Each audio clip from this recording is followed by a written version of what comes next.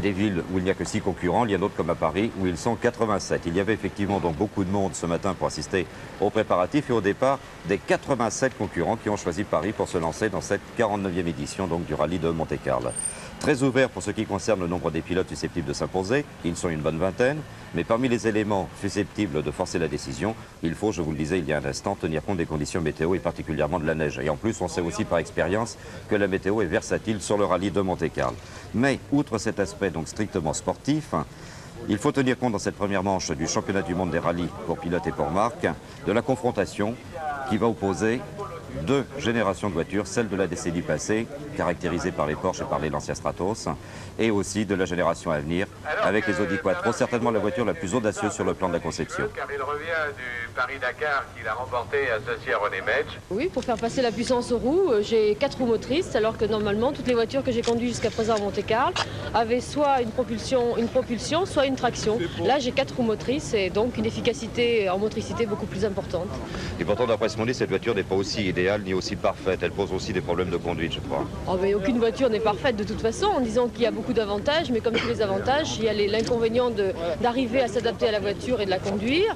Et surtout, bon, c'est une voiture tout à fait nouvelle et différente et ça pose des problèmes d'adaptation. Et il y a certains petits problèmes, par exemple, dans tout ce qui est serré et tout ce qui est épingle, parce que les 4 roues motrices vous entraînent immédiatement.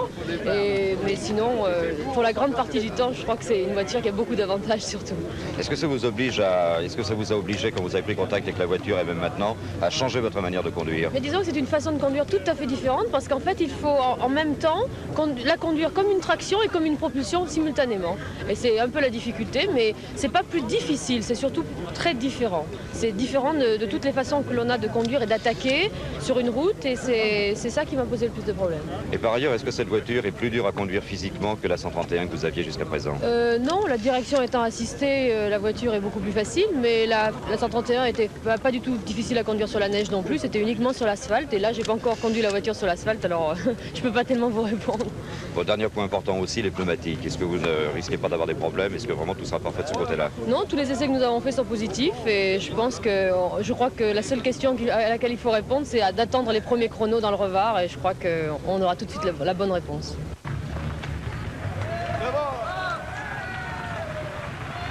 L'autre voiture dont on attend beaucoup, c'est évidemment la R5 Turbo. La petite bombe de la régie fait figure d'épouvantail. Ses résultats précédents incitent volontiers à le croire d'ailleurs, d'autant qu'elle a été, elle aussi, conçue spécialement pour la compétition. Nous avons fait plus de 2000 km sans problème. Enfin, la voiture a l'air de fonctionner correctement. Alors, du côté des problèmes, en tous les cas, je pense qu'on a fait le tour de la question. Ou est-ce que vous appréhendez d'autres choses qui peuvent se produire? En course, à chaque rallye, il peut toujours se produire un truc. À chaque épreuve, c'est nouveau pour la mécanique. Et donc, il peut toujours se produire quelque chose sur n'importe quelle voiture de course. Enfin là, je pense que maintenant, petit à petit, tous les problèmes vont être résolus. Je pense que de toute manière, la saison 81 est encore une saison de mise au point de la voiture et c'est pour ça que nous allons faire 4 ou 5 rallyes, surtout pour la mise au point. Bon, par ailleurs, c'est la première fois que c'est la première grande compétition, en tous les cas, qui va se dérouler sur la neige ou sur le verglas pour la R5 Turbo. Alors, comment ça se présente? Bien, assez bien. Disons, tous les essais que nous avons faits, les nouveaux Michelin marchent très bien sur la neige. La voiture, le problème du turbo, ça ne paraît pas être un gros problème. Maintenant, il faut reconnaître que vu l'enneigement qui est actuellement, qui est à peu près complet, il y a presque 100% de neige dans toutes les épreuves chronométrées, passer une puissance de 250 chevaux sur la neige, c'est difficile, mais ça, c'est difficile, je crois, pour toutes les voitures. Alors, est-ce que la puissance va être un handicap? Est-ce que vous préfériez un terrain qui soit un peu moins enneigé et un peu plus verglacé, par exemple? Oui, effectivement, j'aurais préféré un terrain un peu plus mixte. La voiture, nous savons qu'elle est très très bonne dans des conditions de terrain sec ou même de mouillé. J'aurais préféré bien sûr un terrain mixte, car là, la puissance, vu l'enneigement actuellement, la puissance, c'est difficile de l'utiliser en permanence, utiliser une puissance très forte, et je crois que même une petite cylindrée peut renouveler un petit peu le coup du Monte-Carlo 78 que nous avions fait avec des Renault 5 Alpine. Bon, par ailleurs, depuis plus d'un mois que vous êtes en reconnaissance, que vous travaillez sur le terrain, quels sont les concurrents que vous avez rencontrés qui vous ont le plus impressionné? C'est difficile à dire, disons, nous avons reconnu à peu près avec toutes les favoris du rallye. Je pense que dans le cas d'un gros enneigement, il faudra faire très attention. Enfin, je pense qu'ils sont assez favoris même, les deux Audi Quattro, qui étant une 4 roues motrices, bien sûr, a toujours un avantage très important dès que le terrain devient glissant. Aussi bien accélération que freinage, sans parler des courbes, mais accélération et freinage, ce sera le gros avantage qu'auront les Audi Quattro sur ce terrain glissant. Sinon, parmi tous les autres concurrents, je pense que nous devons nous situer avec eux, et aussi bien Val-de-Garde que Kulang ou même Allen, Marque Allen, ont de fortes chances.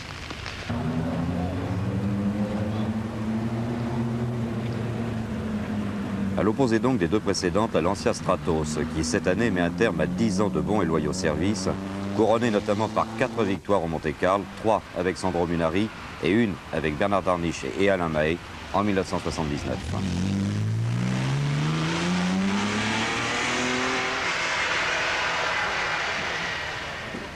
On a tout un tas d'éléments qui nous permettent d'être affirmatifs à ce sujet. On est sur le même pied d'égalité que, je pense, une bonne quinzaine de voitures, mais je ne pars pas avec un handicap, quel qu'il soit, même au niveau de l'ancienneté de la voiture, cette Lancia était tellement en avance sur tout le monde il y a une dizaine d'années qu'elle conserve encore d'énormes qualités qui nous permettent d'envisager une victoire, bien sûr, mais tout dépendra des conditions de course. Vous savez, le Monte-Carlo, c'est une épreuve qui dure une huitaine de jours, et il y a d'autres paramètres qui interviennent que celles purement techniques des voitures et des ingénieurs. Il y a quelquefois les plaques de verglas très, très vicieuses, les plaques de brouillard qui ne sont finalement pas très répertoriées par les ingénieurs, et quelquefois, eh bien, la forme du pilote, à certains moments, fait la différence par rapport à la compétitivité de la voiture. Alors justement, est-ce qu'on peut vous demander comment va le physique par rapport à l'année dernière? Par rapport à l'année dernière, de toute façon, c'est beaucoup mieux. Parce que l'année dernière, j'étais moribond au départ. J'avais, je sais pas, 42 fièvres le matin même du départ, et j'ai traîné ça jusqu'à la fin du rallye. Donc de toute façon, je ne peux pas être plus mal, ou alors je ne prendrai pas le départ. Comme tous les ans, évidemment, il y a beaucoup de beau monde, si on peut dire, au départ de ce Monte-Carlo. Alors quels sont les concurrents que vous allez redouter le plus, finalement? Avec Alain Mahé, on a une méthode de compétition qui est simple finalement. On ne s'occupe de personne jusqu'à la dernière nuit pour le rallye de Monte-Carlo. On fait notre course suivant les conditions atmosphériques, suivant notre forme, et de façon à essayer d'amener notre voiture dans les meilleures conditions possibles la dernière nuit, c'est-à-dire sans l'avoir fatiguée du tout. Et puis, la compétition aidant, l'élimination naturelle du rallye s'étant faite, ma foi, si on a la chance d'être là la dernière nuit, eh bien on verra ce qu'il faut faire, on attaquera à outrance, au maximum, pour essayer de faire un petit bond en avant par rapport à l'année dernière, c'est-à-dire de sauter à une deuxième place à une première. Alors une édition très ouverte encore? C'est toujours ouvert le rallye de Monte-Carlo, parce que il y a aussi le phénomène du choix des pneumatiques qui intervient, parce qu'on a un éventail énorme de pneus à choisir au départ d'une épreuve spéciale. Je crois que pour la Lancia, nous avons 250 roues qui seront distribuées au départ de chaque épreuve spéciale. Et là, en fonction de nos ouvreurs, de tout le personnel qui est à notre disposition justement pour évaluer le choix des pneumatiques, on fait un choix. Mais vous savez, les ouvreurs passent 1 heure avant le premier concurrent. Il peut se passer des quantités de choses en 1 heure au niveau de la température et des conditions atmosphériques. Et si on a bien choisi, on met vraiment la valise à tout le monde. Si on a mal choisi, on en prend plein la musette. Enfin, et ce n'est pas le moins intéressant, le rallye de Monte-Carlo n'est pas seulement ouvert aux forçats du volant que sont les professionnels. Il est également accessible aux amateurs du reste. Il serait tout à fait vain de croire qu'il existe 250 professionnels de haut niveau, et le Monte-Carlo est aussi une bonne occasion pour les amateurs de se faire plaisir.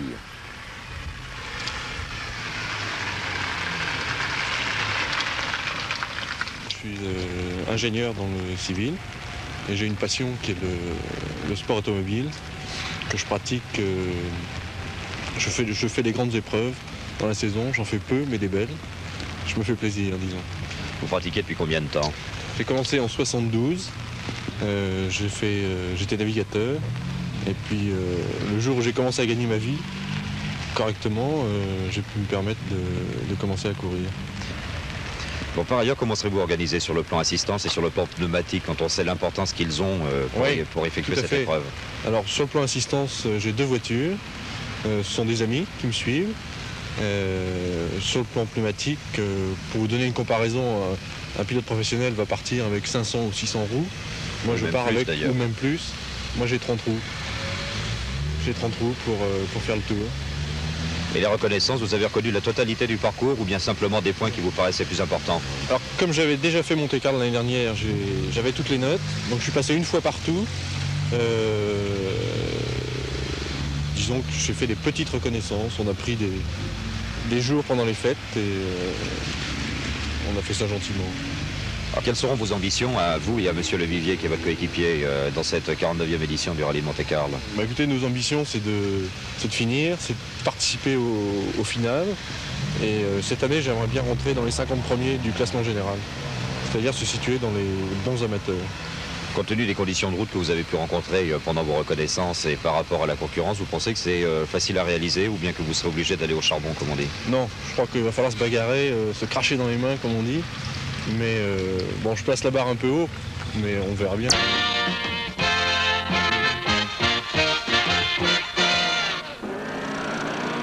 Ils sont partis ce matin vers 10 h de Paris, ils sont partis également de Lausanne, de Londres, de Rome ou de Saragosse. Ils sont plus de 250 équipages à rouler dans la nuit et dans la neige. Vous le savez, c'est aujourd'hui même le coup d'envoi du championnat du monde des rallyes. C'est aujourd'hui même qu'a débuté la grande classique de la compétition routière, le rallye Monte-Carlo. Un parcours de concentration de 1200 km environ, 3 parcours de classement qui comportent 32 épreuves spéciales dans le sud-est de la France, les Alpes et le Massif central. En tout, près de 5000 km, dont 750 de secteurs chronométrés. Telles sont les grandes lignes de ce 49e rallye Monte-Carlo, dont l'arrivée sera jugée vendredi prochain à 9 h du matin. Des voitures qui peuvent gagner, il y en a une bonne vingtaine et 2 d'entre elles présentent un intérêt tout particulier. Elles font partie de la nouvelle génération des voitures de rallye. Je veux parler de la Renault 5 Turbo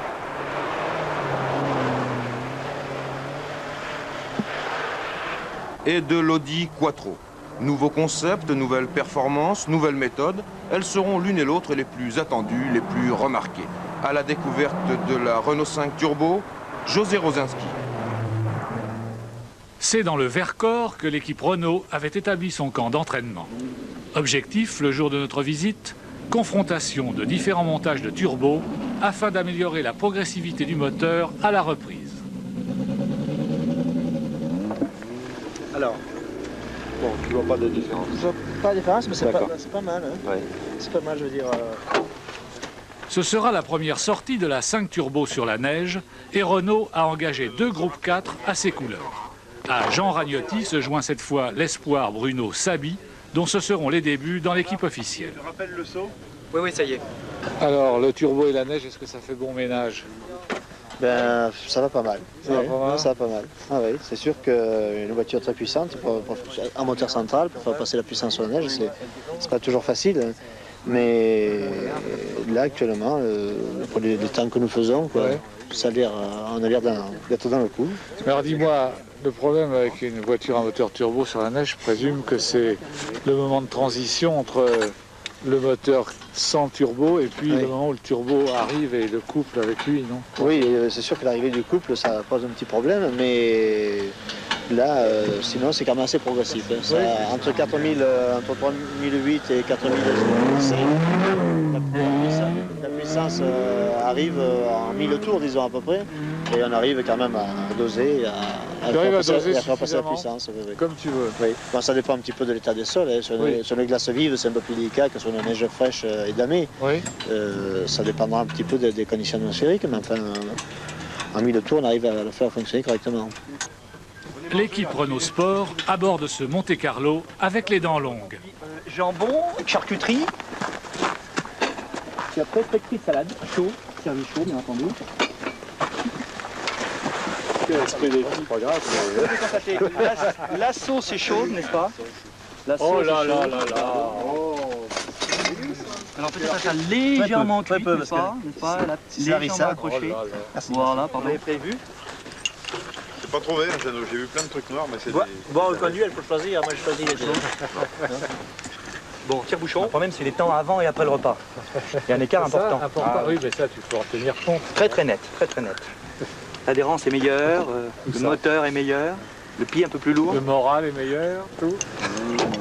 Voyons comment se maîtrise sur la neige ce petit monstre au rapport poids-puissance phénoménal.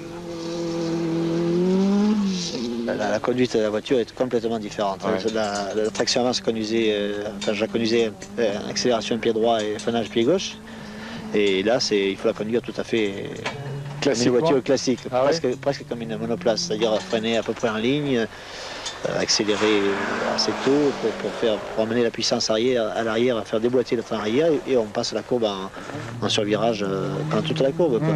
Si les conditions sont clémentes à Monte-Carlo, tu fais évidemment partie des grands favoris. Si elles étaient plus difficiles, qu'est-ce que tu prévois? Dans le sélection très difficile, bien sûr, il y a la concurrence de l'Audi, qui sur la neige a l'air de marcher correctement. Et bien précisément, l'Audi Quattro, la voici. Un gros gabarit, une machine rablée qui n'aura certes pas l'agilité de la Renault 5 Turbo sur la route des rallyes européens. Pour conduire pareil engin, Audi a fait appel à un premier pilote très rapide, probablement l'un des 3 meilleurs du monde, c'est le Finlandais Anu Mikkola, et un second pilote dont on connaît la régularité et la sûreté de performance, c'est Michel Mouton. Il procède ici à des essais de pneus dans l'une des spéciales les plus connues du rallye Monte-Carlo, Saint-Jean-en-Royan.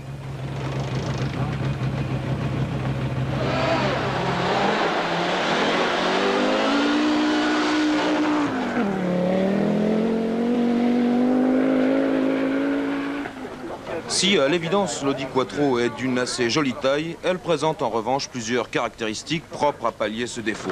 Son moteur est un 5 cylindres en ligne, suralimenté par un turbocompresseur, et il produit la coquette somme de 320 chevaux. Avoir de la puissance, c'est facile. En disposer sur la route et sur la neige, autrement dit la passer aux roues, entre guillemets, c'est un autre problème. Eh bien, ce problème, Audi l'a résolu. Le moteur est relié par la boîte de vitesse et par 3 différentiels, à une transmission à 4 roues motrices. Une bien belle bête en vérité, mais tout est de savoir si l'ensemble, pilote, voiture, fait bon ménage. Michel Mouton, le secret de l'Audi Quattro, c'est une transmission à 4 roues motrices. Alors ceci présente des avantages, bien entendu, mais aussi des inconvénients. Alors les avantages? Oui, eh bien, les avantages, c'est évidemment une très grande motricité sur la neige, puisque les 4 roues adhérant parfaitement au sol, la voiture est beaucoup plus rapide, ne patine pratiquement jamais, donc la voiture va plus vite. Cela dit, il faut la conduire aussi différemment, plus en trajectoire qu'une autre voiture. On freine beaucoup plus tôt pour pouvoir réaccélérer plus tôt et utiliser toute la motricité en courbe. Différemment d'une propulsion où on provoque pratiquement le dérapage et on le contrôle dans la courbe. Une fois que la voiture a fini de glisser, on réaccélère. Audi Quattro, Renault 5 Turbo, elles auront la partie belle, rien n'est moins sûr. À Monte-Carlo, il faut savoir allier performance et expérience. Et pour l'expérience, on peut s'adresser au Fiat 131 Abarth. Elles sont championnes du monde. Leur chef de file, un Finlandais, Markku Alén. Chez Ford, une référence également, un Suédois, Valdegarde, un Finlandais, Vatanen. Chez Opel, tout est au point. Est-il besoin de rappeler que l'Ascona 400 a mené avec le Suédois Kulang la plus grande partie du rallye RAC en Angleterre. Voyons maintenant du côté des anciennes vedettes de la route, la Porsche 911 par exemple. Elle représente encore le meilleur compromis compétition-client. C'est pourquoi elle continue de faire les beaux jours de quelques écuries privées, celles des frères Almeras notamment. En 78, ils avaient permis à Jean-Pierre Nicolas de gagner le rallye Monte-Carlo. En 80, avec Jean-Luc Terrier, ils ont emporté le Tour de Corse.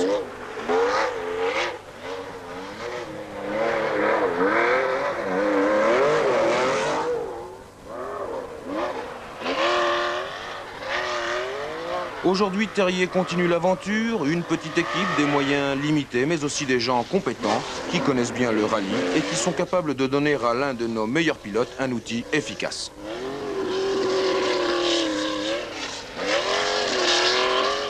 Après la victoire au Tour de Corse, après vos reconnaissances là, est-ce qu'on peut dégager les qualités et les défauts d'une Porsche? Bien pour l'instant, oui. Enfin, disons que le problème que nous avons dans la neige, c'est un problème de freinage, car la Porsche a une petite prépondérance de frein sur l'avant. Mais enfin, les frères Almeras sont en train de travailler sérieusement sur la voiture et je pense que pour la course, ce sera résolu. C'est le gros problème de la voiture, mais pour le reste, elle a de la motricité, elle est très saine à conduire. Alors je pense que pour tout ce qui est à côté, ça ne devrait poser aucun problème. Quelques problèmes d'encombrement quand même, c'est une grosse voiture. Non, je pense pas, c'est pas vraiment une grosse voiture. Un petit peu avec les ailes arrière, parce que pour monter les racing, nous sommes obligés de mettre des gros élargisseurs. C'est un peu le seul problème, mais sinon, non, ça se manie très bien. Il n'y a pas de problème. Et puis celle qui fut l'une des grandes étoiles de la compétition routière, l'éternel Lancia Stratos de Bernard Darniche. Face à ces nouvelles voitures, la Stratos, qui a tout de même 8 ans, a-t-elle encore des chances? Sa qualité principale, elle l'a déjà démontré, c'est la fiabilité. On sait qu'a priori, on a beaucoup moins de chances d'avoir des problèmes que toutes les autres marques. Et ma foi, on compte là-dessus pour être compétitif encore cette année. Et puis en fait, le nouveau règlement au niveau de la réglementation des clous sur les pneumatiques, qui a été réduite à 2 mm, ne nous désavantage pas dans le sens où la voiture est pourvue d'une très bonne motricité, le moteur est en appui sur les roues arrière, et je ne vois pas ça comme un handicap. Il y a des voitures qui seront beaucoup plus handicapées que la nôtre. Et il a raison, Darniche, le palmarès de la Stratos est là pour prouver toutes ses qualités. C'est elle qui détient, de ces dernières années, le record des victoires à Monte-Carlo.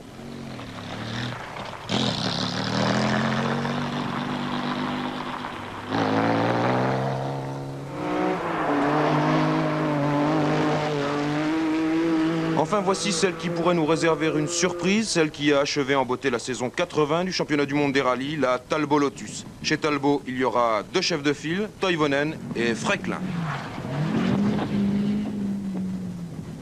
Il y aura effectivement cette année à Monte-Carlo un très beau plateau et je pense une très belle bagarre. S'il y a beaucoup de neige, l'Audi Quattro sera sans doute la mieux placée. S'il n'y a presque pas de neige, la Renault 5 Turbo sera sans doute la mieux placée. Et si c'est à 50-50, tout le monde a ses chances parce que Monte-Carlo est un rallye très long.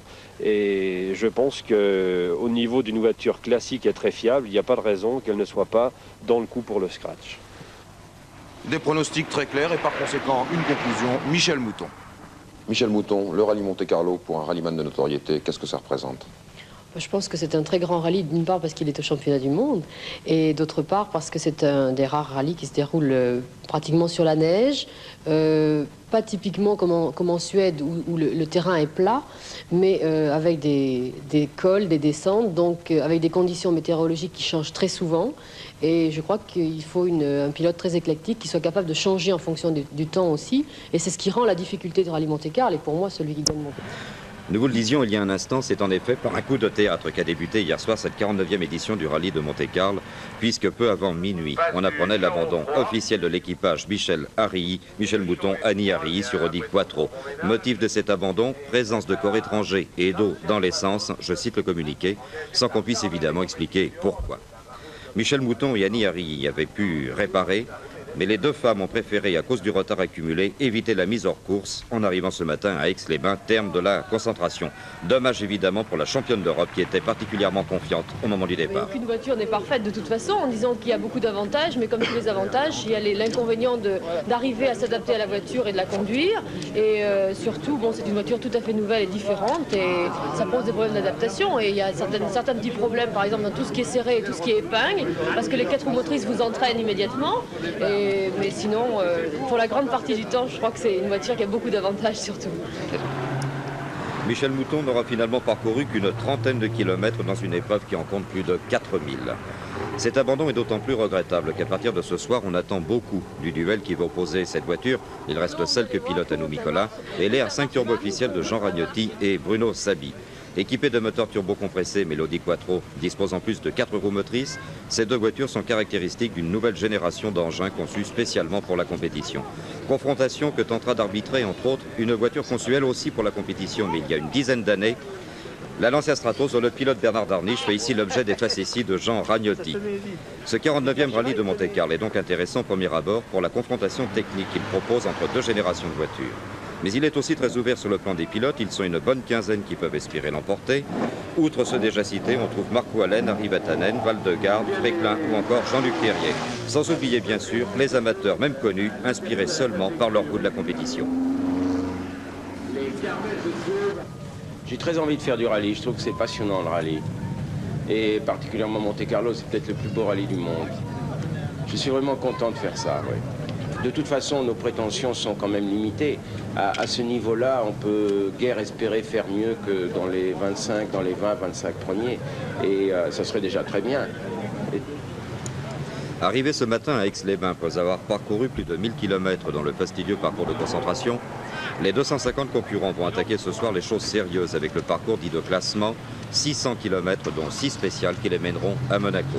Puis ce sera le gros morceau de l'épreuve, le parcours commun, plus de 40 heures au volant sans discontinuer, pour disputer 18 spéciales chronométrées et parcourir 1500 km. Enfin, entre jeudi et vendredi, le parcours final, ramené cette année à 8 spéciales au lieu de 10 auparavant, pour un total d'environ 700 km, l'arrivée étant prévue comme d'habitude vendredi matin sur le port de Monaco. Pour l'instant, il y a beaucoup de neige sur la majeure partie du parcours. Le Monte-Carlo a quitté la neige pour des routes plus sèches et plus ensoleillées. Dans les épreuves de l'Ardèche, c'est Jean-Luc Terrier qui a pris la tête sur une Porsche qui n'est pas engagée par la firme allemande, mais par une équipe privée, les frères Almeras, garagistes à Montpellier. Sur cette même voiture, Terrier avait remporté le dernier Tour de Corse. À 3 minutes du leader, Jean Ragnotti occupe la 2e place, 3e Fréquelin sur Talbot. L'événement du parcours commun, c'est bien sûr l'accident du leader, le Finlandais Hannu Mikkola. Comment cet accident est-il arrivé? Pourquoi? Eh bien tout simplement parce que le pied de Hannu Mikkola a glissé de la pédale de frein et la voiture a heurté un pont. Vous pouvez le constater, c'est surtout le train avant qui a été endommagé. La voiture a été réparée, mais Hannu Mikkola a perdu une vingtaine de minutes, cela après avoir largement dominé l'épreuve.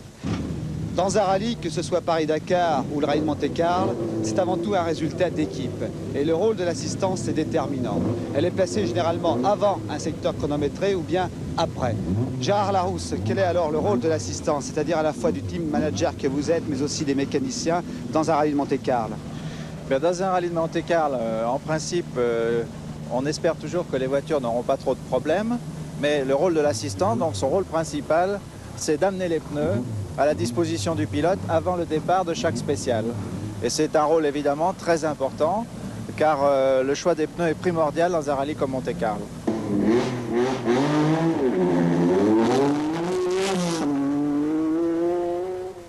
Les concurrents sont maintenant dans la 2e partie du parcours commun dont l'arrivée sera jugée demain matin vers midi à Monaco. Bernard Giraud. Surprenante bagarre en effet entre la Porsche 911S, qui est presque la voiture d'hier, et la nouvelle génération de voitures de rallye, R5 Turbo et Audi Quattro. Jean-Luc Terrier a su utiliser à la fois le terrain et la puissance de sa voiture pour imposer en tête sa 911S qui ce soir possède 3 minutes 13 d'avance sur la R5 Turbo de Ragnotti et 4 minutes 39 sur Fréquelin et sa Talbot Lotus. Dans le camp Renault, la nuit et la journée de repos de demain seront consacrées à savoir ce qui ne va pas.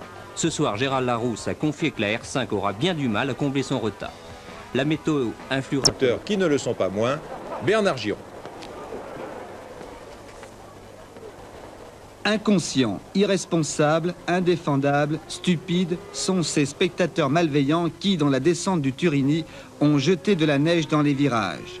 Leader avant le parcours final, Jean-Luc Terrier avait à la fois l'honneur et le handicap d'ouvrir la route. Surpris par ce piège tendu par des amateurs de sensations, Terrier a effectué une sortie de route dès la première épreuve spéciale. Terrier éliminé, la dernière nuit a donc opposé la Renault 5 Turbo de Jean Ragnotti à la Talbot Lotus de Guy Fréquelin. La Talbot est une groupe 2, elle est donc moins puissante, pourtant Fréquelin a sérieusement inquiété Ragnotti. Bernard Darniche, retrouvé, a multiplié les meilleurs temps, mais son retard accumulé lors du parcours commun était trop important pour menacer les premiers. Darniche termine 6e. Ragnotti-Andrier remporte le rallye de Monte-Carlo, 2e Fréquelin-Todd à 2 minutes 50, 3e l'Allemand Klein sur Opel. Avec la première victoire de la Renault 5 Turbo, c'est l'avènement d'une nouvelle technologie. Le sport automobile sur route est désormais en pleine mutation. Vous étiez chauffeur de camion, chauffeur de poids lourd, vous êtes cascadeur, alors finalement conduire une R5 Turbo, une petite voiture comme cela, c'est très facile pour vous? C'est très facile parce qu'elle a conservé la maniabilité de la petite Renault 5 Alpine classique, malgré qu'elle est maintenant en moteur central et une puissance très élevée. Et donc sur les petites routes de l'arrière-pays niçois ou dans les Alpes, elle est très à son aise. 4 nouveautés sur les pistes.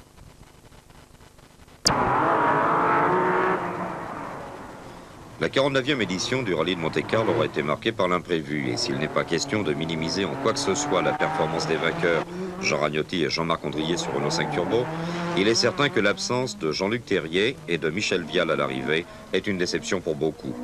Les 2 ou 3 semaines de reconnaissance effectuées par les concurrents avaient permis de situer ce nouveau Monte-Carlo.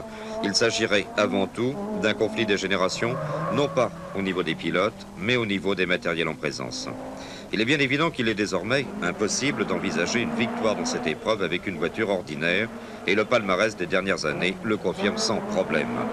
De plus, le rallye de Monte-Carlo reste une épreuve à part, son prestige est tel qu'on en vient parfois à oublier son aspect sportif. Cette première manche du championnat du monde pour pilotes et pour marques est d'autant plus différente qu'elle possède une histoire que les autres épreuves n'ont pas.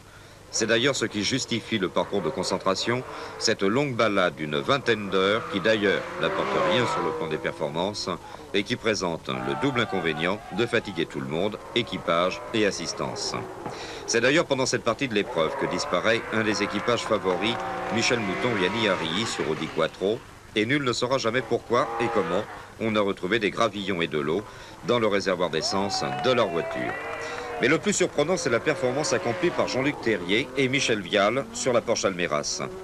Avec une voiture dont le dessin initial remonte maintenant à une vingtaine d'années, Jean-Luc Terrier a rappelé à tous qu'il ne fallait surtout pas l'oublier. Ce ne sont d'ailleurs pas les responsables de son ancienne équipe qui devraient l'ignorer. Deuxième au classement derrière l'Audi Quattro de Hanou Nicolas à la fin du premier parcours chronométré, celui qui est toujours le recordman français des victoires en championnat du monde nous a offert un véritable festival de pilotage. Et pourtant, ce 49e rallye de Monte-Carlo devait en principe se jouer entre les Audi Quattro et les Renault 5 Turbo. C'est entre elles que devait se situer la lutte pour la victoire. L'Audi Quattro et ses 4 roues motrices avaient prouvé pendant les reconnaissances qu'elle dominait largement la situation. Par ailleurs, la Renault 5 Turbo avait prouvé, elle aussi, au Tour de Corse notamment, qu'elle pouvait se permettre de l'emporter.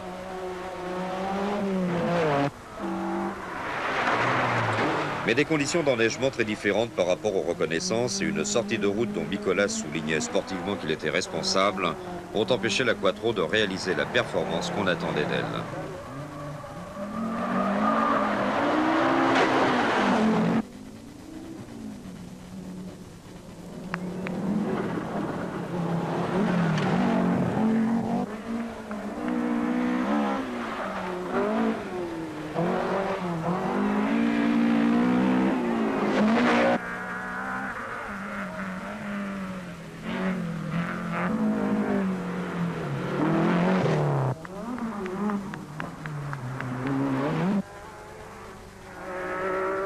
Le Finlandais n'était cependant pas le plus malheureux de tous les pilotes. Bernard Darniche et Alain Mahé, vainqueurs en 79, après avoir accompli un grand chelem dans le dernier parcours, se voyaient contraints, faute de pneus performants, de se battre pour la 8e ou pour la 7e place.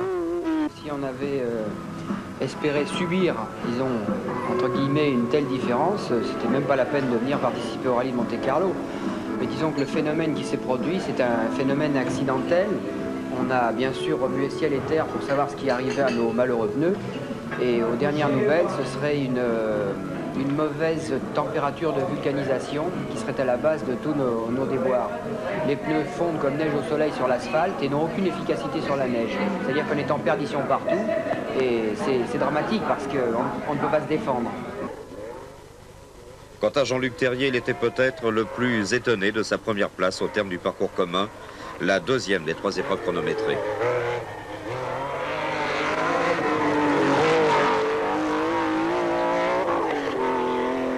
Moi je pensais que si c'était enneigé, la Quattro serait devant et j'aurais pu faire jeu égal avec Jeannot sur la neige.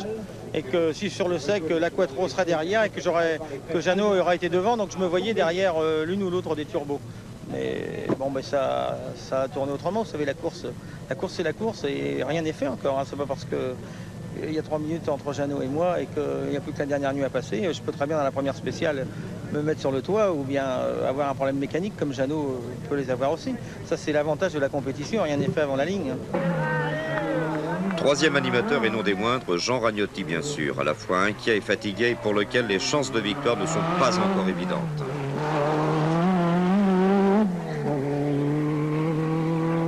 Jean-Luc Terrier a très bien conduit, il a fait des bons choix de pneus pratiquement tout le long. Il n'a connu aucun problème mécanique, donc c'est assez logique qu'il se retrouve en tête.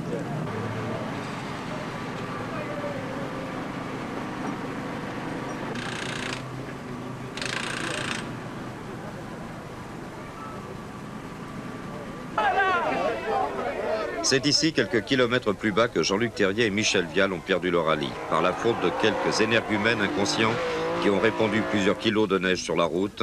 La Porsche rouge et bleue va taper durement un parapet et sortir de la route. Vial et Terrier ne seront d'ailleurs pas les seuls à souffrir de l'inconséquence de certains spectateurs, puisque Bruno Sabi, sur Renault 5 Turbo lui aussi, sera victime de leurs agissements. Dès lors, Jean Ragnotti et Jean-Marc Andrier n'ont plus qu'à assurer et contenir Guy Fréquelin, Jean Todt sur leur Talbot Lotus. Pour sa deuxième sortie en épreuve du championnat du monde des rallyes, la Renault 5 Turbo s'impose donc, mais il est tout aussi plaisant de souligner que Jean Ragnotti et Jean-Marc Andrier ont remporté hier à Monte-Carlo leur première grande victoire internationale, et ce ne fut pas sans problème. Les deux en train d'arroser donc les amis de la presse avec les...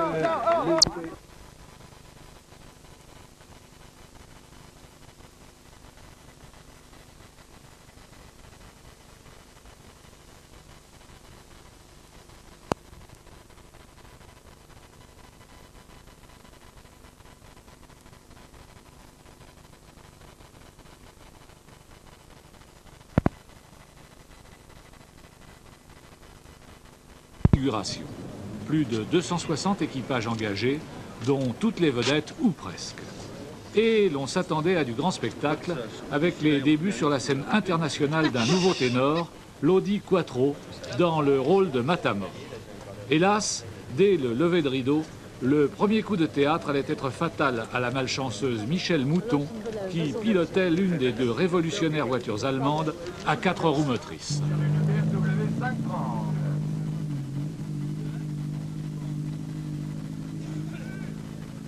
Talbot Lotus pour Guy Fréquelin, Jean Todt.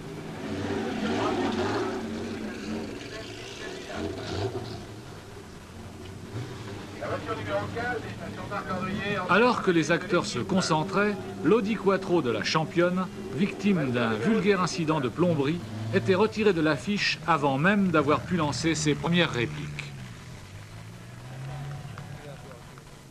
Restait celle de Nicolas, dont l'extraordinaire prestation allait éclipser tout le reste de la troupe au cours du premier acte. Dans la neige, la comparaison tournait à la confusion pour toutes les rivales de l'Audi, si huppées soient-elles, surclassées par la motricité sans pareille de la Quattro. Or, tout le long de l'itinéraire de concentration vers Monaco, la neige était au rendez-vous.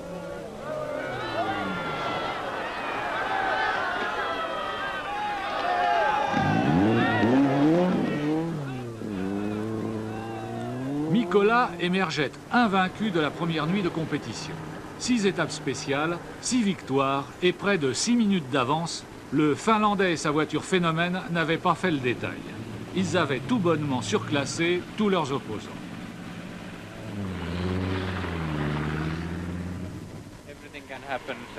Bien sûr, le rallye ne fait que commencer et rien n'est joué. Mais je suis d'ores et déjà très heureux d'avoir cueilli le premier fruit de 18 mois de labeur intensif. La mise au point de l'Audi Quattro est en bonne voie. Dans la neige, la Renault 5 Turbo avait fait jeu égal avec les meilleures voitures conventionnelles. Mais Ragnotti, pas plus que les autres, n'avait pu menacer Nicolas. Est-ce que le moral en a pris un coup? Non, parce que nous-mêmes, nous étions un petit peu inquiets de savoir ce qu'on allait donner la voiture sur la neige par rapport même aux autres concurrents. Et bon, là, on a eu un tout petit pépin qui nous a fait rétrograder. Je me suis mis à un mur de neige. On est 3e actuellement, mais je pense que sur les premiers chronos au départ de ce soir, on devrait reprendre la 2e place. Si Ragnotti s'avouait tendu, Terrier, qui avait conduit avec verve la Porsche de l'écurie Almeras, se disait fataliste. À nous, il est tombé dans les conditions idéales, super glissantes, et puis cette année avec le problème des clous, il a vraiment tout pour lui. Donc c'est normal. Moi je trouve que c'est normal. Comment voyez-vous la suite? Pareil. Alors ce ne sera pas une valise, ce sera une grande malle cabine? Oui. Non mais c'est sûr que c'est un problème. C'est l'évolution d'automobile. Voilà. Acte 2, le parcours commun, morceau de bravoure du rallye. 2 nuits consécutives sur la route, ponctuées par 1600 km de course, réparties en 22 étapes. Cette fois, les données changent, car les concurrents vont aussi s'affronter sur des routes sèches.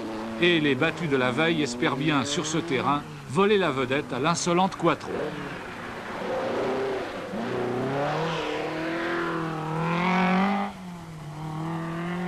Saint-Nazaire-le-Désert, le nom de cette étape est sinistre et Nicolas s'en souviendra comme tel. Terrier ouvrait la route, voici la 5 Turbo de Ragnotti, dont on va apprécier la diabolique agilité.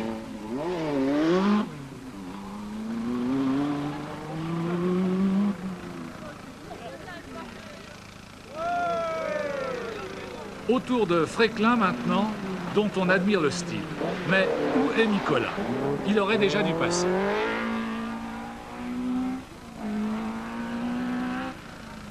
Ce n'est pas encore l'Audi du leader, c'est la Lancia de Darniche, trahi par un lot de pneus défectueux, comme les champions scandinaves Allen et Vatanen, et condamné à la figuration. Nouveau coup de théâtre, l'Audi, sévèrement endommagé, est immobilisé à son assistance. Nicolas est sorti. Il freine avec le pied gauche et au moment où il a voulu débrayer, donc passer du pied gauche sur l'embrayage et freiner avec le pied droit, le pied est passé à travers entre la pédale d'accélérateur et la pédale de frein avec le bout de sa chaussure. Et il a tapé dans un mur. Et ils ont changé tout le demi-train avant en suspension. L'Audi repartira, mais très attardée. Après avoir fait sensation, elle s'efface du devant de la scène. Et c'est le robuste équipage Terrier-Vial qui va s'y installer, ou plus exactement s'y attabler. Jean-Luc et son coéquipier n'ont en effet rien perdu de leur légendaire appétit, ni pour les petits plats, ni pour les grandes victoires. Almiras nous a mis la radio dans la voiture. Nous avons allumé notre brave poste de radio et nous avons attendu avec anxiété les informations. Et c'est là qu'on a appris que nous était sorti, disons, de la spéciale, mais avait pris des minutes. Et vous, pas de problème à signaler? Non, absolument pas. Non, nous, ça roule bien. Comme tout le monde, on fait quelques têtes à queue parce que c'est obligatoire. C'est très très piégeux. J'ai jamais rarement vu un Monte-Carlo comme ça. Pourtant, j'en ai quand même fait 10 et franchement, le problème c'est que c'est la limitation du cloutage. Hein. C'est un problème de réglementation. Vu les petits clous et tout, disons, on se retrouve là avec le pneu de Monsieur Tout-le-Monde. Et croyez-moi que quand on est à 140, 150, pour arrêter la voiture, ce n'est pas toujours évident. Ce ne sont pas Ragnotti et Andrier qui diront le contraire. Au cours de la nuit, ils se sont fait, comme on dit dans le jargon des pilotes, une grosse chaleur.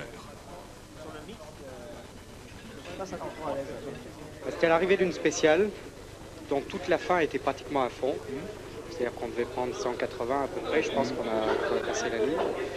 Et après l'arrivée, c'est-à-dire après le panneau arrivé lancé, il y avait 80 mètres et un gauche dur très glacé. On est rentré là-dedans très très vite. Ouais. Et la voiture est partie en travers. On s'attendait soit à tourner, soit à partir dans un champ à droite ou à gauche. Ouais. Et en fait, l'arrière a accroché le mur de neige de droite. Et la voiture a basculé sur le côté et elle a continué à glisser sur ma porte. Alors elle est restée sur le côté? Elle est restée sur le côté. Alors là, je veux dire, c'est là où j'ai eu surtout le plus peur. Ouais. J'avais très très peur qu'un autre concurrent arrive et nous percute. Vous êtes resté combien de temps comme ça? Resté 30 secondes. Le temps qu'une dizaine de spectateurs arrivent pour nous mettre sur les roues. Débarrassé de la souveraine Quattro, Ragnotti s'élance à la poursuite de Terrier. Fréclin, malgré quelques problèmes, garde le contact. Comment ça va? Bah bien. Bien. À part le petit problème du Moulinon où on perd une minute. Qu'est-ce qui s'est passé? Eh bien, on n'avait pas de pneus slick au départ du Moulinon, on avait que des TV et on se prend 1 minute 13. Le bon choix des pneus, c'est un facteur capital dans ce rallye en raison de la variété des terrains. Ainsi, dans l'étape de Burzet, Terrier, bien équipé, va faire le trou et s'imposer.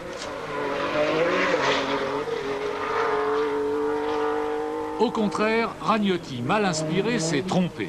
En perdition, il est rejoint par Fréclin et concède 1 minute en 30 km au pilote de la Talbot Lotus.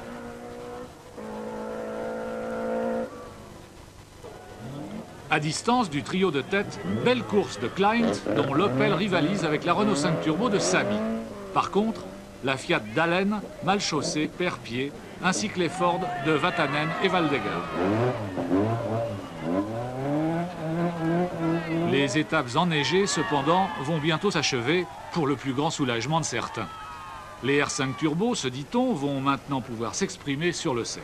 Mais, surprise, ce sont encore la Porsche de Terrier et même la Talbot Lotus de Fréclin qui s'imposent au retour en Provence à l'issue de la deuxième heure. Certes, la Porsche ne manque pas de chevaux, mais elle fait vraiment figure d'ancienne combattante, tant sa conception est datée.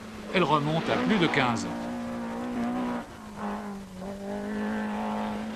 De plus, même s'il est habilement préparé par les frères Almeras, déjà vainqueurs à Monte-Carlo il y a 3 ans avec Nicolas au volant d'une voiture identique, il ne s'agit même pas d'une auto d'usine.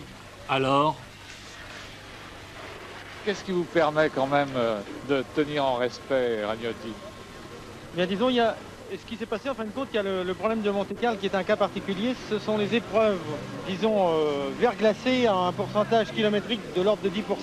Dans ces épreuves, pour aller très vite, on est obligé de mettre des pneus performants qui sont des racing, des pneus circuit. Mais c'est certain que ces pneus sur la glace n'ont aucune adhérence. Par contre, sur les 90% qui restent en sec, ça va super vite. Et là, au bout, obligatoirement, au point de vue temps, on est super gagnant. C'est de l'ordre de 5 à 6 secondes au kilomètre. Mais c'est très dangereux car si on arrive à 150 à l'heure sur une plaque de glace avec ses pneus, il n'y a aucune adhérence et c'est la sortie de route obligatoire. Donc c'est grave. C'est que vous avez pris plus de risques que lui. Voilà. Moi, quand il y a eu des choix comme ça à faire, j'ai mis les Racing. Et Jeannot, en fin de compte, est parti souvent avec des pneus cloutés. Racing clouté, disons, c'est pas le gros pneu neige, mais enfin un pneu qui, sur le sec, est de l'ordre de 1 à 2 secondes moins rapide que le Racing sans foot. en réalité, chez Renault, les choses sont moins simples que Terrier le croit. Depuis la première nuit, la 5 Turbo est handicapée. Elle a perdu des chevaux à la suite d'un choc qui a endommagé le circuit de suralimentation. Sa boîte de vitesse a souffert en raison d'une tringlerie de commande défectueuse. De plus, sur route sèche, sa tenue de route n'est plus conforme à ce qu'elle était à ses débuts. La veille du retour à Monaco, une boîte neuve a été montée. Et dans la demi-heure d'assistance qui est maintenant accordée aux concurrents, les mécaniciens de Renault Sport vont changer le turbo et les suspensions.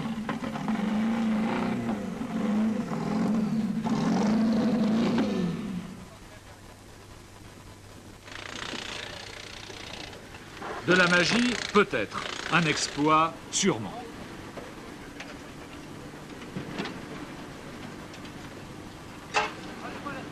Le moral avant la dernière épreuve quand même, c'est revenu?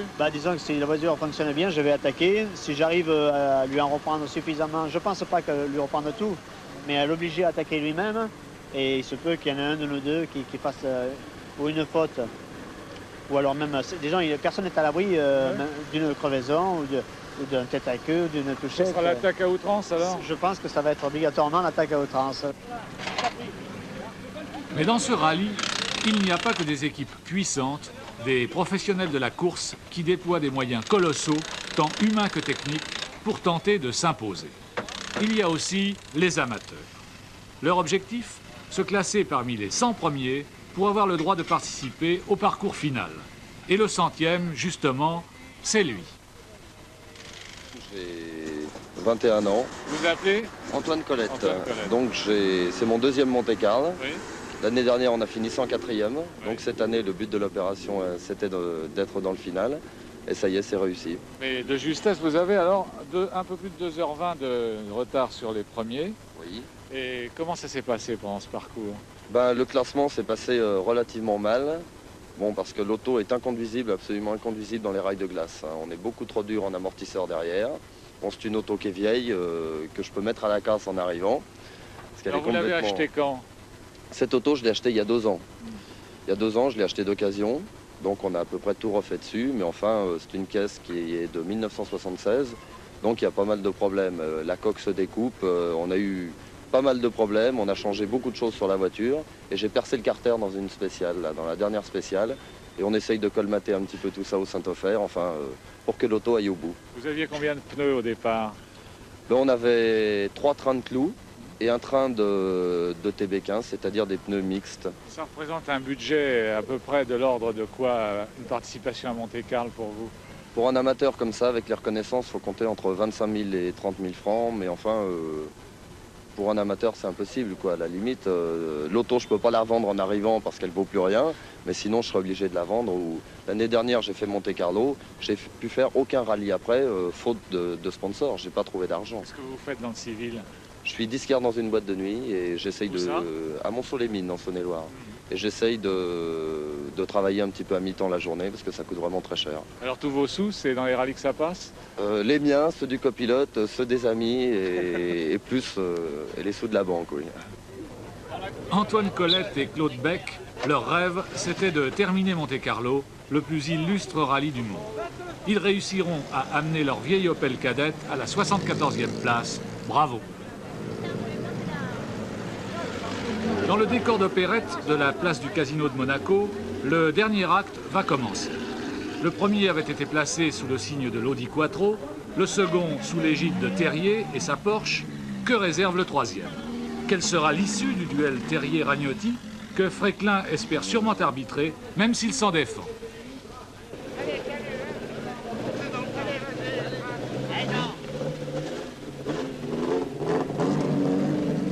Hélas, l'affrontement prévu va tourner court.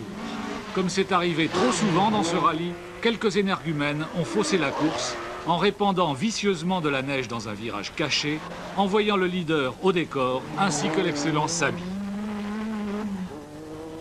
Du coup, Darniche avait beau effectuer un éblouissant sprint final et enlever 5 des 12 dernières étapes, l'incroyable Toujean avait beau multiplier les exploits pour hisser sa minuscule Peugeot 104 au 18e rang, le charme était rompu.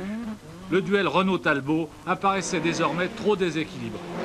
Même si Fréquelin ne se montrait pas avare de ses efforts, et même si une erreur de transmission de chrono, au cours de la nuit, put faire croire, mais à tort, qu'il pourrait menacer Ragnotti.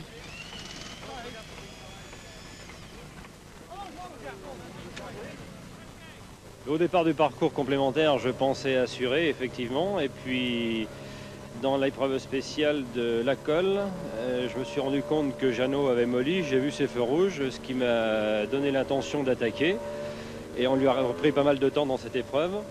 On vient de lui reprendre encore 29 secondes dans la dernière, là, et on est maintenant à 54 secondes, il reste encore 3 épreuves.